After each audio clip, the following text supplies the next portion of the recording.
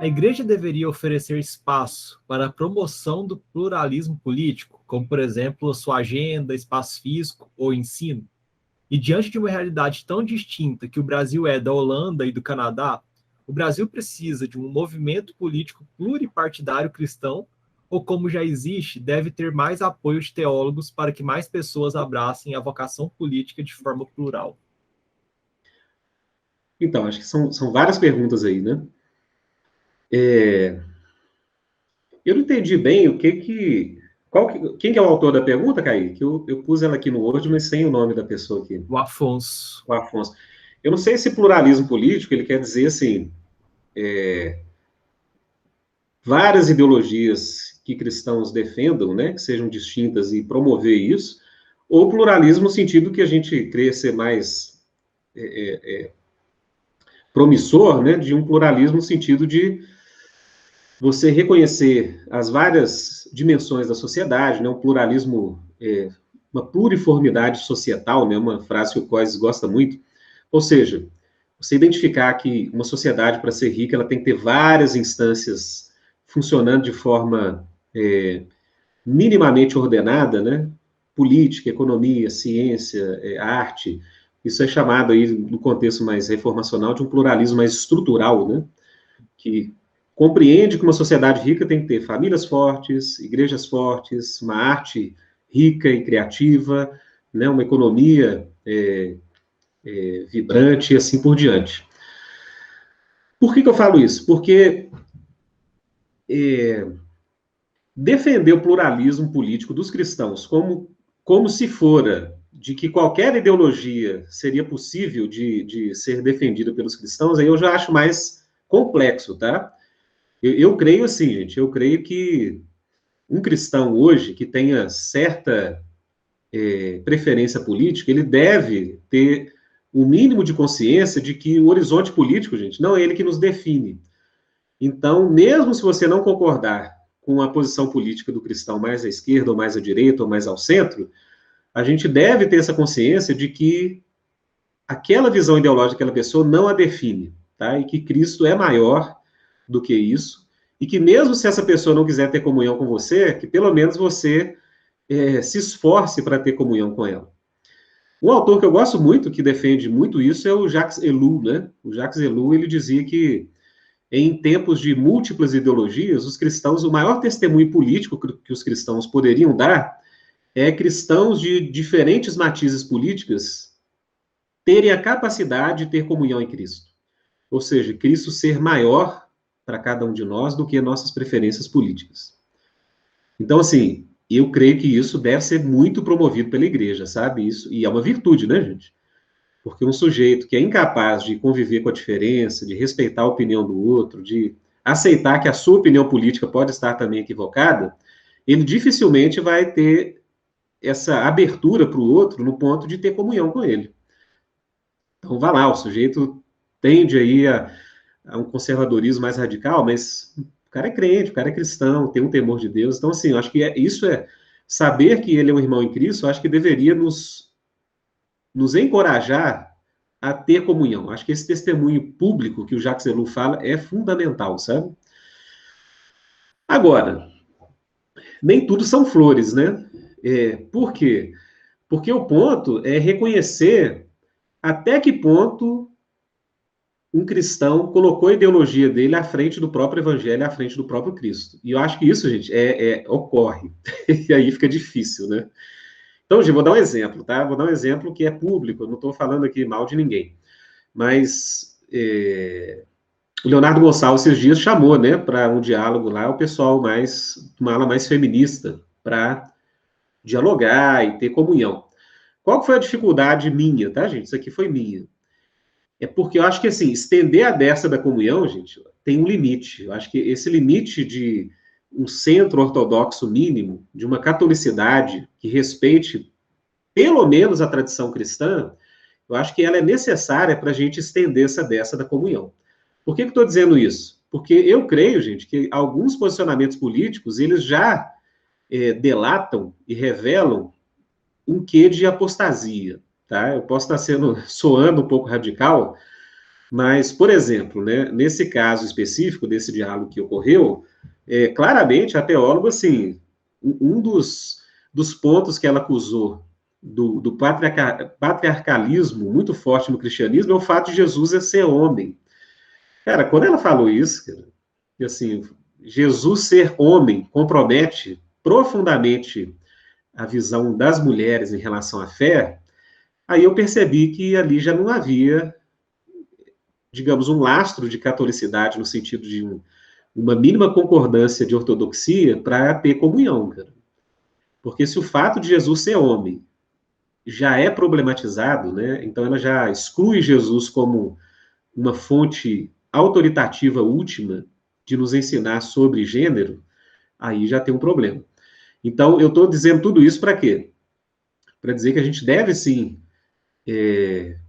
digamos, encorajar nas igrejas essa convivência entre pessoas que pensam de forma distinta na política, mas eu acho que, assim, o sarrafo existe, né?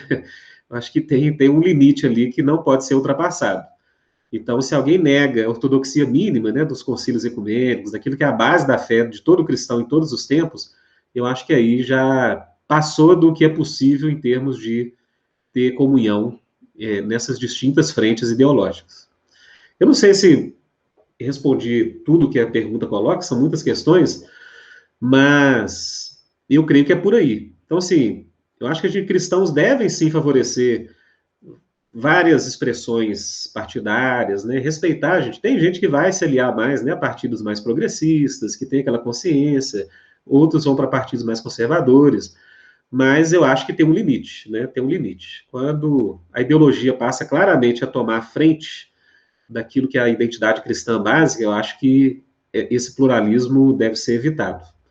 E aí a gente deve defender o pluralismo nesse sentido, né? Uma sociedade com várias instâncias sociais que se enriquecem, né? Que respeita outras comunidades viverem suas fés minimamente, mas não em termos de comunhão nesse sentido.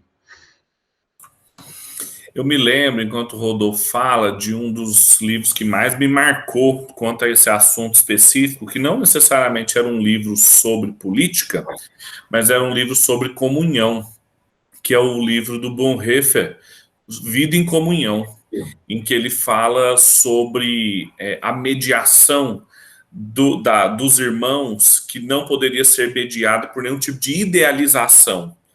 Ele fala, olha, quando a gente idealiza a comunhão, a gente coloca uma outra mediação na nossa irmandade que não é Cristo mais.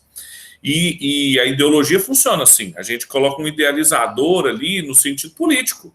É um idealizador econômico, é um idealizador estatal, é um idealizador de gestão pública, e aquilo passa a funcionar como um mediador nas nossas relações, e aí já não é mais Cristo que faz a mediação na minha relação com o meu irmão, mas sou eu que estou fazendo a mediação, é uma relação narcisística, porque se aquela relação não sai conforme eu quero, se não é a minha preferência política, a minha visão para a realidade, não funciona para mim. Aí não é a comunhão cristã mais, não é a vida em comunhão cristã, não é a verdadeira comunhão, é outra comunhão.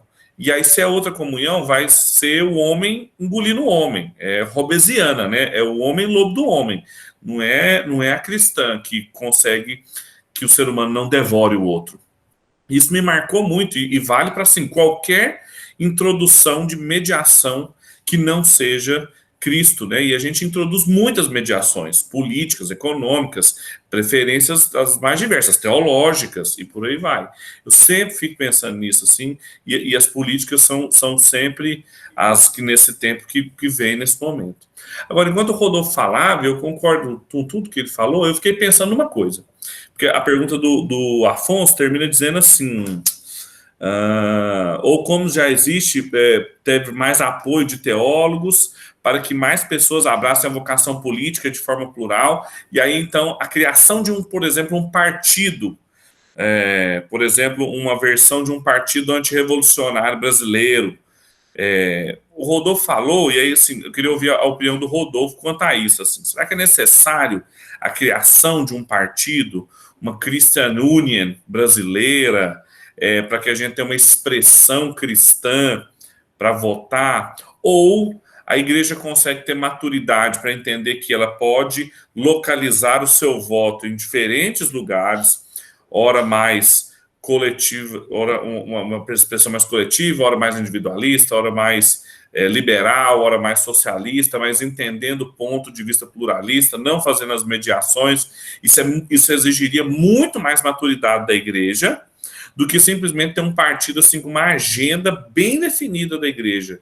Seria uma expressão muito pequena, uma bolha muito menor, mas a gente se sentiria representado. A gente iria para a urna, assim, bateria no peito e falaria assim: o fulano, a fulana me representa. Tem zero chance de ser eleito, mas assim, me representa. Assim, eu acho que eu não conheço muito, assim, eu acompanhava, e assim, eles ocupam alguns níveis das cadeiras lá na Holanda, mas me parece que a Christian Union funciona assim, né? O Royal Kuiper, inclusive, era senador e tudo mais, mas eles são um partido muito pequeno lá, mas é o depósito de fé das pessoas em serem representados. Os cristãos ainda conservadores, com pautas bastante conservadoras, mas minúsculos, frente ao Partido Trabalhista, liberal e tudo mais. O que você acha quanto à reprodução disso aqui? E aí a pergunta do Afonso, o investimento dos teólogos nisso, em colocar os alunos de sociologia, de ciência política, nisso aí. O Rodolfo como candidato, né, nas próximas eleições. Pedro 2024. Nem, eu sou pastor de igreja, estou bem, estou tranquilo lá na Bereia. Ô Pedro, assim, eu acho que isso aí vai tocar, né, Kaique? Tem uma última pergunta lá que fala justamente disso. Se falta além de tempo para o Brasil, que falta além de tempo para o Brasil ter um partido com fundamento informacional? Acho que dá para responder a sua questão e tocar essa também. Ô Pedro, eu acho, cara, que é muito legítimo essa expressão partidária ser constituída em algum momento. Até porque eu creio realmente que essa tradição que funda esse tipo de compreensão política, eu acho que se ela tivesse uma expressão institucional assim bem delineada, né, com a ideologia partidária descrita, isso ficar mais público, eu acho que essa maturidade que você falou, do cristão saber lidar com as alianças, né, temporárias ali, as cobeligerâncias, né, eu acho que isso ficaria mais maduro ainda, se houvesse uma expressão institucional disso.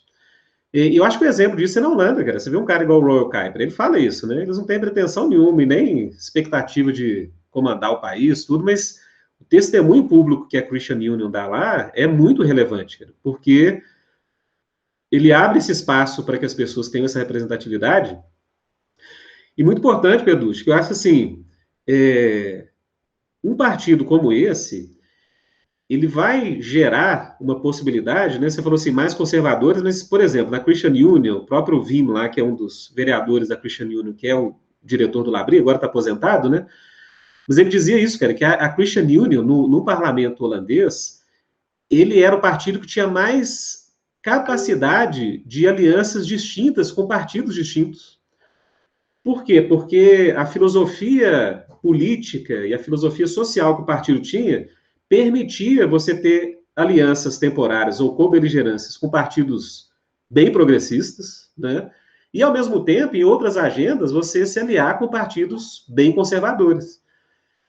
E olha só, se você não tem um partido desse gerando essa capacidade de representatividade, dificilmente você vai ter essa riqueza de uma filosofia política que eu acho que essa tradição traz, sendo expressa de forma mais coerente.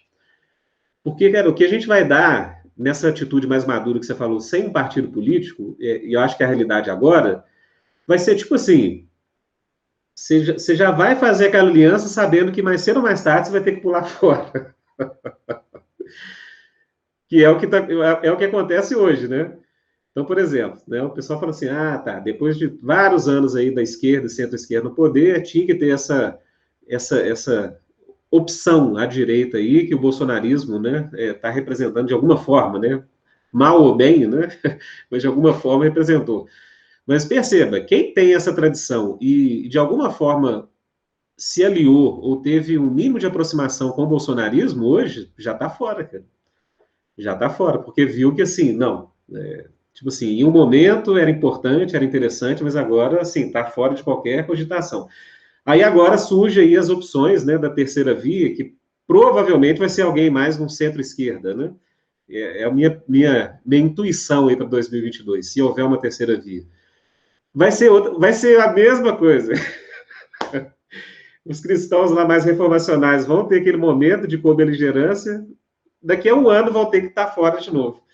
Então, eu acho que, assim, o mínimo de estabilidade, de representatividade que a gente pode ter, eu acho que é por essa via mesmo, de ter um partido, né, de ter um movimento. Não sei quando isso vai acontecer, se vai se tornar possível, mas eu acho que isso é algo que é plausível de se buscar no futuro, eu creio. Legal. Nunca tinha ouvido por essa perspectiva, não. Para mim era o caminho contrário. Mas interessante isso. Eu não sabia também que o Wim, que tinha sido diretor de Labrie, era membro da Christian Union e era deputado, não? Que interessante isso. Ele foi vereador, e foi várias vezes vereador de Utrecht. Então, por exemplo, um exemplo que ele dava para a gente lá, em toda a política que os conservadores tinham, até junto dos muçulmanos, né, de proteção da família, de, né, alguns tipos de políticas públicas para defender a família, tudo, ele estava junto, a Christian Union estava junto. Mas no que diz respeito, por exemplo, à política mais de recepção de imigrantes, tudo que os mais progressistas estavam à frente, eles estavam juntos também, né? E muitos conservadores mais cristãos já estavam fora. Então, assim, isso dava para a Christian Union, acho que a possibilidade de uma expressão institucional pública, ela, de gerar um testemunho mais concreto, acho que é maior, cara. É maior do que só os cristãos ficarem fazendo alianças temporárias à esquerda, direita, esquerda, direita. Agora, se isso vai ser possível aqui, eu não sei. Não, e outra coisa, eu estava pensando uma coisa, como você também gosta muito desse assunto, você pode fazer essa relação também, me desculpa o Kaique de novo aí, eu estou pegando as perguntas, mas a diferença da mesma história, né, da mesma instituição do Labrie, né, o Schaeffer e a associação assim meio terrível no final da vida dele com a política conservadora americana, via as alianças meio escusas do filho dele, né, marcaram talvez muito mal assim o ministério dele lá no Canadá, nos Estados Unidos, mas diferente assim do que aconteceu na Holanda com o Wim, com o Labrie lá, totalmente, com o Houdswaard também, e o Royal Kuiper, com a Associação de Filosofia Reformacional, totalmente diferente, né? A respeitabilidade deles lá na Holanda e o que aconteceu até hoje com o Schaeffer lá nos Estados Unidos e no Canadá, né? Não, cara, eu acho que o exemplo que você deu dos Estados Unidos é perfeito. Nesse modelo partidário norte-americano, aquilo que os holandeses sempre têm próximos dele, né, que é uma opção de uma agenda de uma Christian Union, né? Tem até a Christian Appeal, que não é tão caipiriana, mas que vai um pouquinho na direção. Cara, nos Estados Unidos isso é completamente ausente. Então, assim, hoje o que eu vejo nos Estados Unidos próximo disso é o Partido da Solidariedade, né? Que é um partido católico que os reformacionais estão bem próximos, assim, sabe? Eu até curto eles lá no Facebook, sigo algumas coisas, mas é partidinho independente, assim, acho que não tem nenhum representante. Lado C, não é nem lado B, não, é lado C. Mas, olha só, na Holanda, por mais que a Holanda tenha seus problemas, você pode ter essa opção. Nos Estados Unidos hoje, cara, um cristão ter essa possibilidade de ir para os democratas numa eleição e para os republicanos na outra, o cara é trucidado, né? Ele não consegue fazer isso. Muito, muito maniqueísta, né? Assim, muito, muito polarizado, né? Não, que loucura isso, né? E como que isso compromete e deixa a possibilidade de interação da teologia pública, por exemplo, o caso do Schaeffer, reduzida demais, né? Porque um erro, né, igual você falou, dessas idas e vindas dos teólogos, tal, a público, numa cobeligerância errada, uma escorregada dessa, compromete de uma vez. Não, cara, olha o exemplo que a gente tem do James Smith. Sim. Que celebrou a vitória do Biden. Do Biden. Ele foi execrado. Execrado. Né? Até aqui. Até aqui. Total. Mas você vê assim, se você lê ele, tem um contexto mais amplo de contato com ele, você sabe que ele, assim, ele não é um democrata, assim, ele discerniu que naquele momento era importante tudo, mas você vê que o cara... Mas só dele se abrir uma champanhe no dia que saiu o resultado, teve queima pública de livros do James Smith aqui. O Carl Truman também tem um livrinho sobre os democratas e os republicanos, né? Numa tentativa de crítica dos dois, né? Legal o Carl Truman, assim, porque do outro lado muito conservador, mas assim, o cara é marxista, velho. Só publicando coisa legal, né? Olha. Não, ele fala lá que, tipo assim, em termos de política econômica, ele é daquela linha lá, cara, a favor dos trabalhadores. Ele lamenta muito a psicologização, né, do conflito de classe, mas ele crê que os marxistas lá na Inglaterra, que organizaram o sindicato, ele apoiava. Não dá para entender isso, não. O cara é puritano e marxista. Gente, como é que explica isso? Mais coerente que o Léo Ramos, né? Aí que vai ter que cortar essa parte da gravação também. O Rodolfo tá mais polêmico do que dos outros convidados que a gente teve. Muito bom, muito bom. Mas isso é maravilhoso, assim, porque é muito raro uma coisa dessa. Porque, por exemplo, o Carl Truman, teologicamente falando, ele é muito mais próximo, por exemplo, de um cara igual o Douglas Wilson, que estava mandando a galera falsificar cartão de vacina. Sim. E falando que a cara do Álvaro aí, ó, não acreditando. O Álvaro tá chocado. Tava mandando falsificar cartão de vacina, falando, mente mesmo, porque igual o Bonhoeffer quis assassinar o Hitler, vocês têm que mentir, porque é um absurdo a vacinação. Ele tá próximo igual esses caras, de tão maniqueísta que é a política americana. E aí é maravilhoso quando ele tem esse tipo de refinamento de análise vindo. Ele não é americano, né? Ele é inglês, o Truman, né? Também por causa disso. Então, mas toda a teologia dele, o trabalho dele a vida toda foi lá no Westminster, né? Agora que ele voltou para a Inglaterra. Sim.